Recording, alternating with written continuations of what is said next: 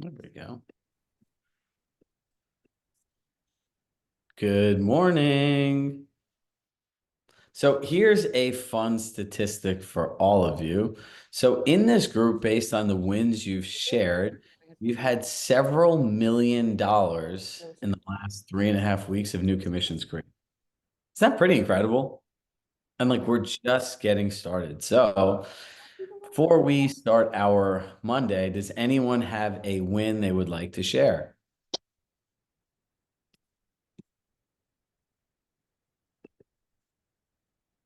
Tell me something great has happened in somebody's life here today. No wins, and we'll keep going. Anybody? You can drop it in the chat. Going Two, I had a listing for 4.8.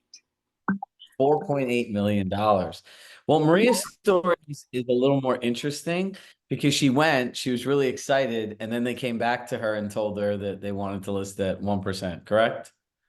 Yeah. And I was able to convert it because I wouldn't take it at that price. And I was able to get a 2% on my side and 2.5 on the buyer side. 2 weeks And later, she yeah, staged. yes. So it's exciting. It's exciting. It's a good start. Did you see the look of joy in her face? Like that, that's just, it's incredible. And that leads a perfect segue into today is delivering the seller pitch with confidence. I always say, and I fundamentally believe, right? If there's one thing that I can impart onto all of you, besides having obviously like a better actual human life, is confidence, right? Because in this business, I think when you're not confident on the other side, you're nervous, right? And when you're nervous, you just start, you just start talking and talking and talking, and I can do this and I can do that. And but it's a normal reaction, right? So today we're going to go through what I believe will give you a pitch with confidence. And just remember this, right? This is an infinite game and a marathon. It is not a sprint. So for all of us that think that you're going to miraculously learn this overnight, let me ask you, in the 1, 3, 5, 10, 15, 20 years of your career, have you learned this? Have you mastered it? Do you have 100% confidence with it? For most people, the answer is no, and that's okay because no one ever told you to think about it this way, right? We're going to do this over and over and over. And when you're just like, Jesus, shrug, I don't want to hear this anymore. Great. You can hear it 15 more times because that's where true confidence comes from, right? Think about this. I'll share a quick story with you before we get started. So my daughter does this play class with a friend of hers, and the mom is the nicest woman in the world. For the last year, she'll pick my daughter up from school, her and her daughter, and they're good friends. So she really wants to spend time with Valentina. She drives them to the play, the class, and then drops them off. So last week she had driven by our HQ that said Shrug Shot Coaching. So she was very intrigued. What do you do? How do you do it? And then probably I could say in my we're going on our 5th year of having our business, I've never had somebody sell me like a recruit so hard. She tried for like 15 minutes to convince me to hire her friend, right? And you know what I said to her? I go, look, like I'll give your friend some advice, but here's the reality of where we are today. With the amount of free information on Instagram, TikTok, AI, you really have to have a high level of knowledge and experience in anything you do today, right? So if somebody comes to me with a million, 2 million, 3 million, 5 million, 10 million, $500 million business, I need confidence in what I do, right? When you all show up and you want to spend an entire year here, you need real confidence in what you can deliver that they can't find it on their own, right? And the only way to get confidence, and someone asked me this too, and they said, how do you get like this? I said, I've done this for more than 17,000 hours over the last 6+ years. This is all that I do, right? So therefore, when you all practice this over and over and over again, you will have confidence, right? And when you have confidence, I don't care if you're going against the number one agent in your marketplace or farm, like Sarah did. She showed up with confidence. She's been here for many years. She followed the system, does what she needed to do, and it worked, right?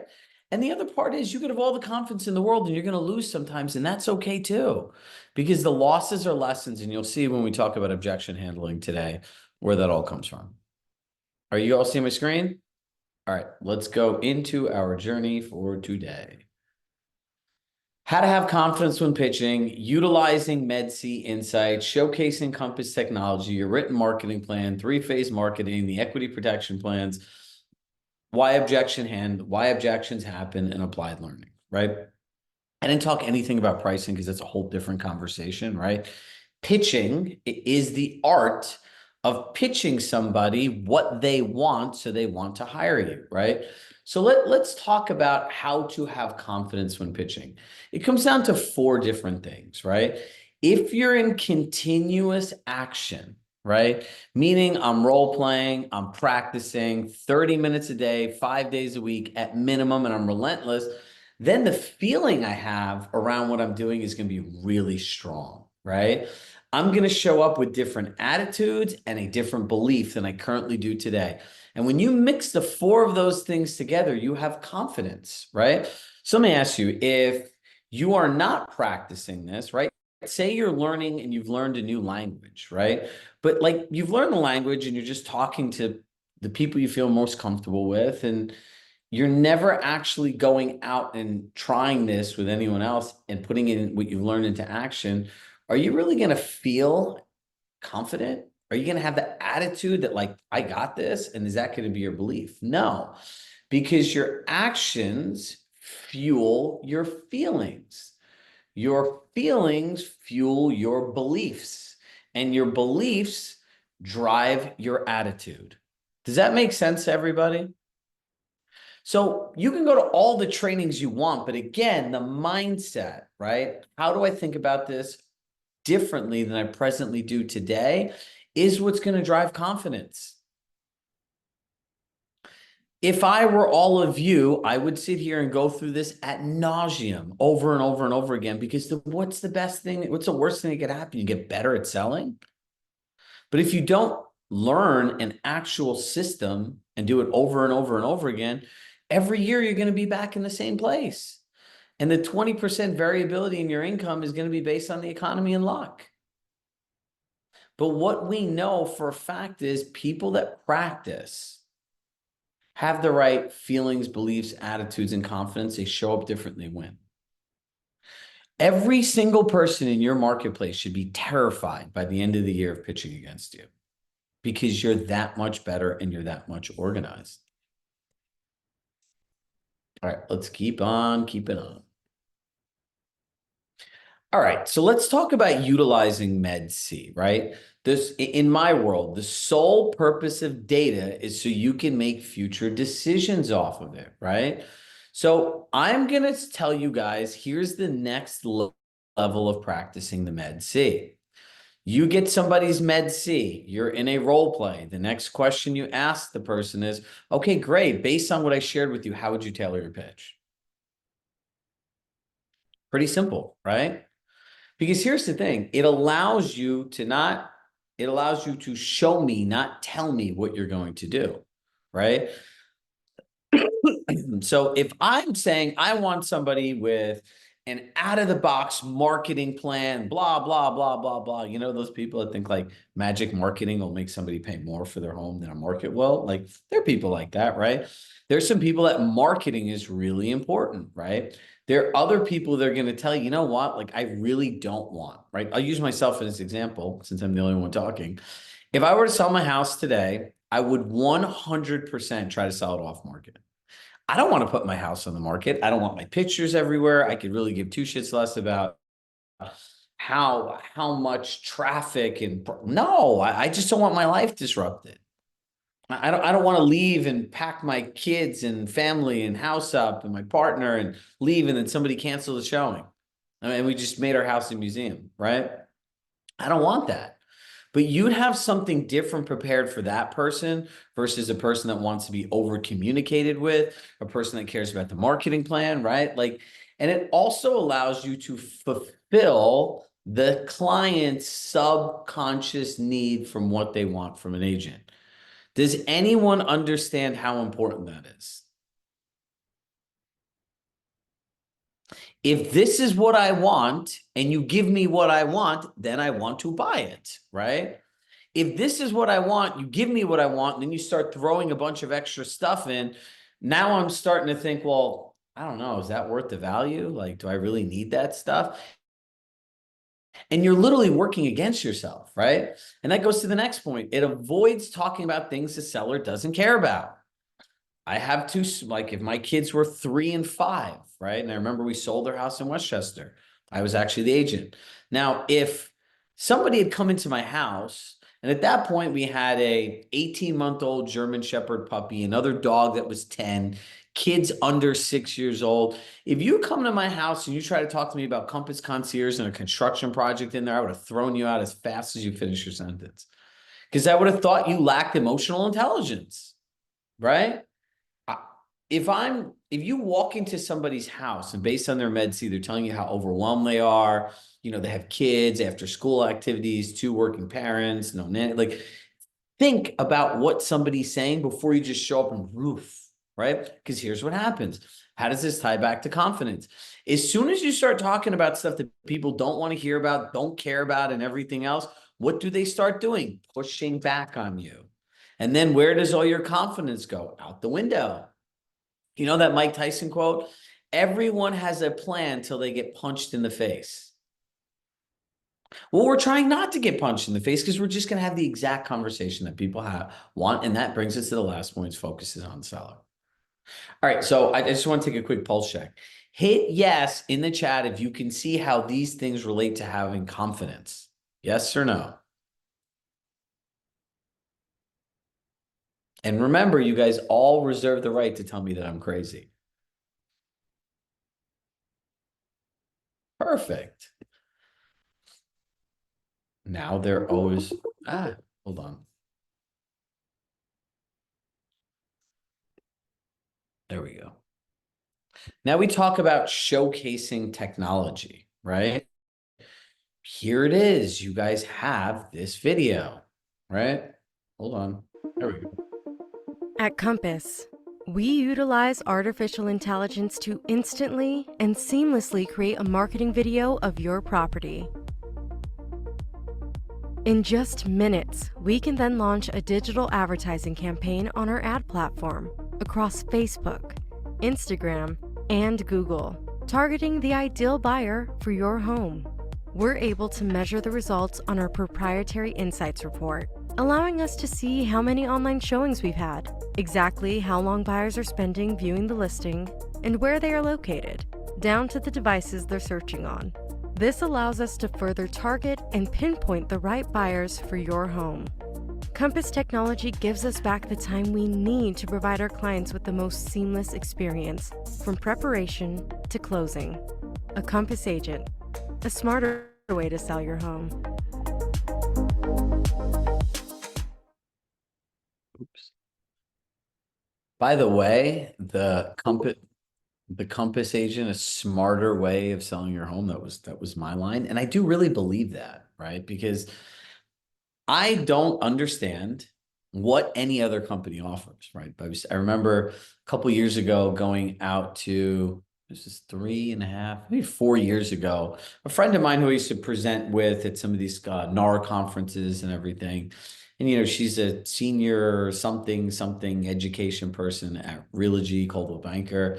She asked to connect. I'm like, this is great, but like, just don't try to sell me to work there because I'm not. So eventually, the meal winds down. She's sure, come on. Why? I'm like, I was like, I told you not to do this. And then I sat there. I go, listen, honestly, I think anyone that sells their house with somebody that's not a Compass agent is going to lose money. And she looked at me and she goes, you really believe that? I go, no. It's not that I don't believe it. I can prove it, right? Now think about this, right? If you don't have all of this stuff, how do you get the same amount of money? See, the difference for all of us and everyone else is no one really knows how to use all the tools together. Have you realized that at Compass? Anybody raise your hand? There is and I'm thinking about this because I was an agent too, right? Like, I'm like, wow, I'm like a kid in a candy store. I wish I had this. I would have done this. I would have done this. And that's how this all becomes really, really magical. It doesn't matter who you're selling against. I don't care how many houses they sold, how much how much market share they have and everything. You're going to be able to demonstrate a higher level of application and strategy for what everyone here at Compass has. So you win, right? Now, let's get back into these are the parts that we all need to know so we have confidence, right? So what really is, oops. Can you all see the right screen again? All right. By the way, the coolest Zoom thing that they update used to be able to see like this little strip of people. Now they have a thing that says like show meeting, so I can see all of you. So it's very inspiring. Anyhow, that's enough of my ADD. Back to a regularly scheduled program. Your written marketing plan, right? Here's where the confidence comes from. When you show up and you're not like, hey, this is these are the things we're going to do to market your home. Here is my launch strategy, right? What do big companies do? They have product launches. So here's my launch strategy. Goes through the 3 phases, right? By the way, I'm putting my final touches on this. We have like a 15-page 3-phase marketing playbook that's better than anything anyone has on earth. Like you guys are gonna like literally, it's mind-blowing. Scripts, listing presentation inserts, and everything else. So I'm going to just tidy it up. It's not going to be pretty and branded like I want it, but we'll have it by 5 p.m. today to attach to this, and then I'll teach this to you. No one is seeing the slide. Great. Okay, see the slide. All right, great. Listen, here's the next part about this. Your confidence will come from showing the depth of your marketing strategy and execution. Now, remember, I take this slide away. 1, 2, 3, 4, 5 points. The people have spoken. I don't like slides. You all like slides. I work for you. We have slides now, right? But for people like Sarah and Christine and Ashok and Martha and Celianne, who've been here many times, I did not use slides for years because I don't like slides, right? However, making it in a way that's easier to digest is better. So when you have a marketing plan, it shows all of the things you do in a visual way that makes somebody feel good, right? It aligns, I can't keep going back to number 2 though, aligns expectations, right? Because here's the thing, when you show them what you do, and if it's not what they want, run, because it's not going to be a great experience. They want something else, that's fine, right? However, when you start showing pictures of the types of photography you do, the videos, the assets, it allows you to align expectations. It's not fluff, right? It also creates a more organized experience for the seller. Do you know how easy it is to tell somebody that you're going to take the thing and based on this, I'll make a customized Google Calendar and I'll send it to you so that we're both on the same page? Excuse me, that we're both aligned on the same page? Do you know how confusing it is to put your house on the market and just get all these different phone calls and you become the de facto project manager? I got pictures coming. We got to declutter. We want to send the videographer. Oh, we want the stage. Like, it's a lot. Organized it for people. And again, it sets you apart from other agents. How many agents actually have a written marketing plan?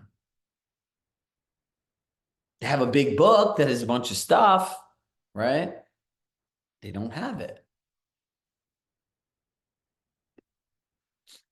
3-phase marketing.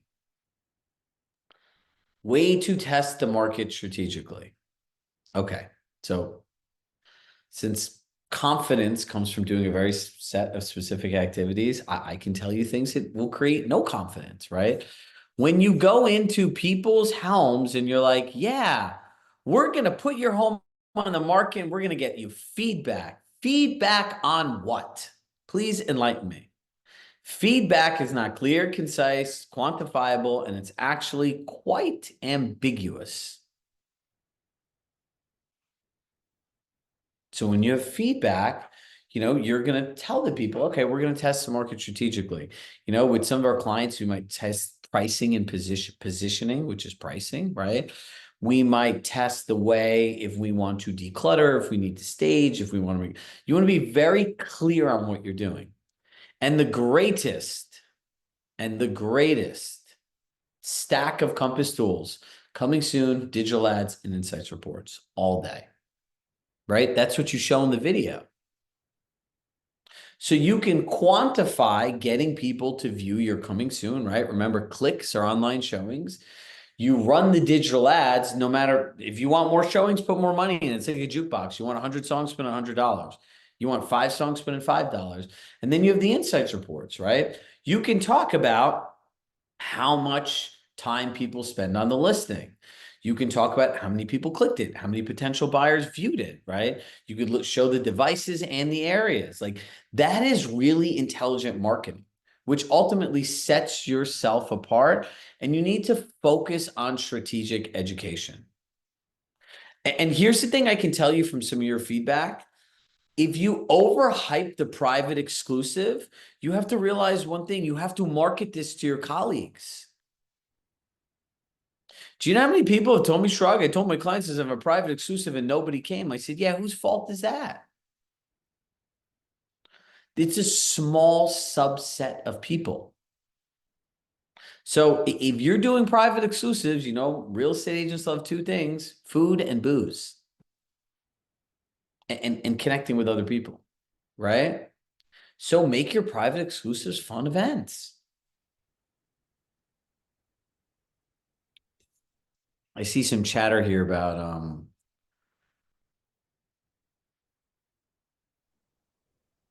yeah, the Compass one hasn't fully launched. It's in some markets, right? But here's the thing: we will have a Compass One account. We will make our own training and our own way of explaining it that's different than what the 36,000 other people at Compass are getting. And I tend to believe, from what you all say, that the way we explain it will be much simpler and much clearer, right? And it will integrate into the system you already have. Okay, let's talk about the equity protection plan, right? So here's the thing. You want to demonstrate how you maximize the equity in somebody's home, right? I say the same thing all the time. If the boiler or HVAC system looks like it's going to die, and now all of a sudden they ask for a new one, whose fault is that? The listing agents, because they did not make it clear, right? You go through an entire house, you have no idea the condition. And some people have disclosures, right? That's great. There's also prospectus out on the stocks that people buy. Does anyone really read them? No, because they're not organized in a way that makes it easy for the other party, right? It avoids issues at home inspections. Do you know how many clients have had really cool equity protection plans and buyers are like, wow, I'm selling my house. Like, my agent's okay, but they would never do something like this. Can you list my home? Happens all the time. And again, this gives you the confidence to set yourself apart, and you just got to focus on strategic execution. See, I'm not perfect either. I can barely today speak clear, coherent English at times. But it's just the repetition of this, right? So what I want you to all really focus on is, first, you have the material and you get familiar with it, right? The second part is you are able to articulate it in the way that it benefits somebody else. And then the third part is you actually have to understand how to deliver on the promise you gave, right? So let's talk about objections. This is generally when people turn from plastic to paper straws and water, just gone. As soon as objection happens, boom, that's where the punch is, right? Now, here's my question. Why do we think objections are bad? They're not bad. Objections are your friend. Because the first thing is, it's a clarifying question. They're asking you a question because something is not clear. Generally speaking, it's a misalignment of value and investment. Do objections come throughout your presentation or in the end when you talk about money? or price. along the way. Incomes, right? That's the only time that people talk about objections. So shift from getting somebody to want to feel that, no, excuse me, the shift is from being sold to wanting to buy, right? I remember doing the buyer presentation with Kate Bauer for Compass Free Coaching Month. And I'm not even kidding you. I've known Kate forever. I wanted to buy her experience that she was selling me that day because it was that good the way that she presented it, because it was all about me. And I used my actual own life scenario that was 150% clear. Now, here's the thing. It's a buying sign. If somebody's going back and forth with you, it means they like you and they want something you have. Because if not, most people go to avoid conflict and they just don't say anything, and then they don't pick up your phone calls. And you're like, that's the best appointment I ever went on. We're in alignment. They said yes. No, they just yesed you out of their house. Big difference, right? And look, here's the other thing. This is the only way to know where to improve your presentation. Has anyone thought about that? Most people don't. Every single time you lose a consultation, it is a gift. Robert taught me this. Feedback is the greatest gift you can have. Right? So when you go through a consultation or a pitch, as I like to call it, and you don't get it, that's great. You at least, where can I improve? Right? If they're asking, like, I'm not really sure, it's really expensive, like you, or like, what are you exactly going to do to market my home? Great. My marketing calendar and the way they presented my marketing wasn't clear. Like, how are we going to communicate together? Great. That wasn't clear. Right? You know, I feel like the price is too low for my house. Great. You didn't share the market correctly. You know, what do you do different than another Compass agent? Because I met another Compass agent. They said they do it for 1% less. Great. You didn't explain the tech and tools clearly enough. Right? Two things I want you to do. I need you to just review these presentation materials over and over and over and over and over again. That's it. Right? Just so you're at least like comfortable. Right? Over and over and over again. And then the next thing, Brad, and this is for you and the accountability groups and Jody, is look, start to create a tailored pitch based on your meds. Right? That's the next thing. Now we have the information. What are we going to do with it? Does that make sense, everybody? Say more about the tailored part of that, Chirag. What's that? Could you say a bit more about the tailored part of that? Well, just when I say tailored, it just means that, you know, if I'm going to have an overemphasis on marketing, like we make sure that we have the marketing calendar provided, right? So it's listening to listen. And then based on that saying like, okay, like, you know, you're interested in marketing communication. I really want to emphasize and have that part of my presentation prepared. It's like really simple. This is not anything complicated, right? So what you don't want to do is see somebody and then go in there and just talk about all the things that you want to talk about. Bad business plan, right? So look, we have a couple housekeeping items today, and we'll share this. You know, there's people who signed up for the program, and some of us have team members, right? So for the people that signed up, you'll have the first come, first serve opportunity for March 20th to come for our first Community Connect. And this one's actually special because we'll be celebrating our 5-year anniversary that night. So it will be quite an elaborate celebration. So we'll send a save the date. We can fit about 70 to 80 people roughly, right? First come, first serve. And if you want to come for the party at night, like that's how many people could fit. Party could fit like 120 to 140, right? It's a fairly large office. So the save the date will go out. Now, look we've also are starting a Facebook group, right? I don't have Facebook because my thing has been hacked by some person in China. It was the weirdest experience of my life. And now there's some strange picture and no one did anything else, but Susan is starting a Facebook group, right? So we'll put that in our newsletter as well. And so look, everyone has done an incredible job so far, right? We're a month through the year and you all just keep showing up because I could see the same amount of people are showing up every week, right? So start just focusing on practicing 30 minutes a day. It's 30 minutes, right? It's not going to kill you, but it will change your life. So Brad's accountability group's there. Click the link, go to his group. I'm shutting this down. Make sure you're in an accountability group. My suggestion is every single person should be in an accountability group, right? And just one last housekeeping thing for accountability groups. Just remember that you're in a group of many, many, many of your peers, right? And have respect for other people's time and ask questions that are not over personalized. Like, I need help with this. The whole point of the accountability group is a reinforcement of the group learnings, right? And it's also a way for people to practice, right? So if you have individual questions, make sure that they're in context of what people are talking about, right? So no one wants to hijack the conversation. I don't think anyone does this purposefully, but we want to keep the integrity of the groups because people come there for reinforced learnings, practicing, and collaborating. So as always, love in my heart. I love you all, and I will see some of you tomorrow. And Brad, thank you. All right, everyone go to Brad's link now, Thanks, please. Ron. Bye.